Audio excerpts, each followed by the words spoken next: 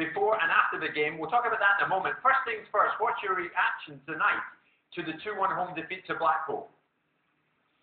I think it'd be an understatement to say it was disappointing, but if we look at our Blackpool players and our Liverpool players, it was probably fully deserved. We didn't deserve to get ourselves to that game, and that shows with Blackpool coming away with the victory. And can we establish you still thoroughly back Roy Hodgson tonight? Roy Hodgson's Liverpool manager, and we're not going to turn on a manager just because it's been a difficult start to the season, as I'm sure we'll discuss. Supporters see the problems that Liverpool Football Club is going beyond what we see on the pitch at the moment and extending into the boardroom, and that's where our problems lie. Until that's rectified, then I don't think there's going to be much change within Liverpool this season. James, let's get on to that then. You represent Spirit of Shankly. Now, you're protesting against the American owners Hicks and Gillett, and you say that they are too slow with the sale of the club. Now, I have to ask you, doesn't this continued protest have a detrimental effect on matters on the field? And that's where it counts for Liverpool. I wouldn't say that any protest has an effect on the players on the pitch. What we'd say has an effect on the pitch is the crippling interest payments and the massive debt that we've got that we never ever wanted in the first place, that Tom Hicks and George Gillett told us we wouldn't have. The players and the manager themselves in recent weeks have talked of the need for new ownership. And this summer, we had a positive transfer spend which wasn't reinvested in the playing squad. Our problems are in the boardroom, and our process certainly don't affect that because the players are professionals. We support the team, but we also know when we need to fight for our football club, which is what we're doing now.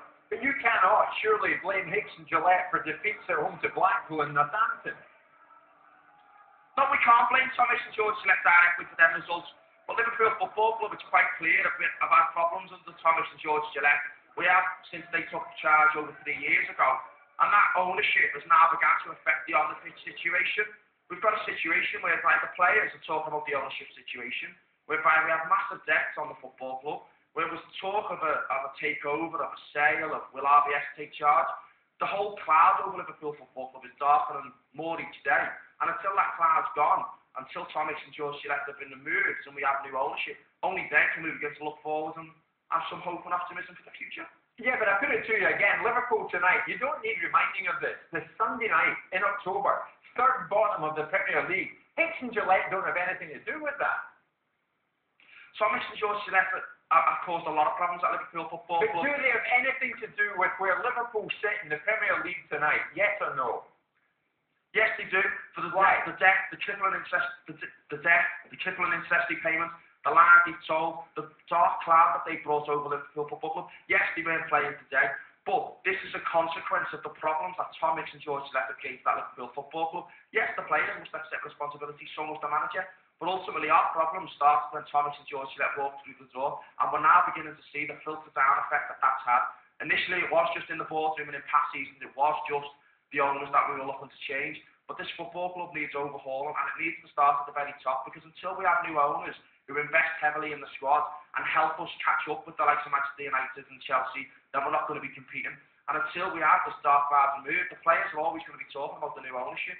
Liverpool's troubles at the moment don't just concentrate on being in the bottom 3 of the Premier League. Our problems are in the boardroom and this looming supposed deadline of what will happen to Liverpool Football Club. It's all well and good talking about how we're performing on the pitch, but off the pitch, it's whether we have a football club to talk about in the near future. But of course you'll have a football club.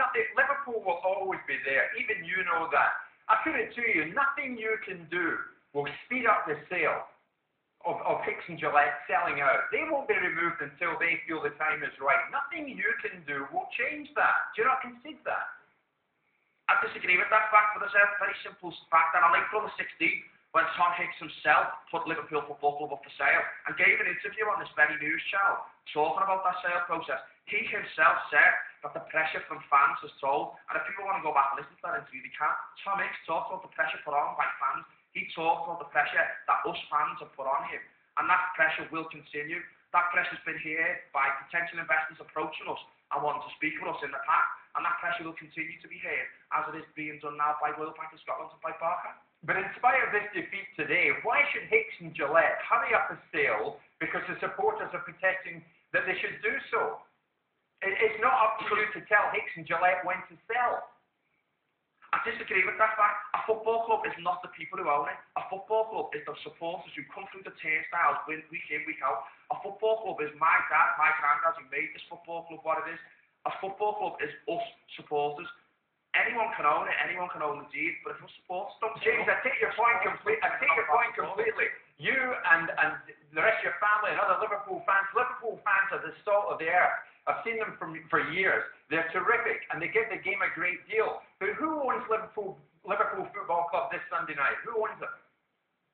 Thomas and George Gillette own the deed, but if us supporters aren't happy, then it's about time that us supporters are listened to, because without us, and if we do decide to walk away, who will pay Thomas and George Gillette's debt?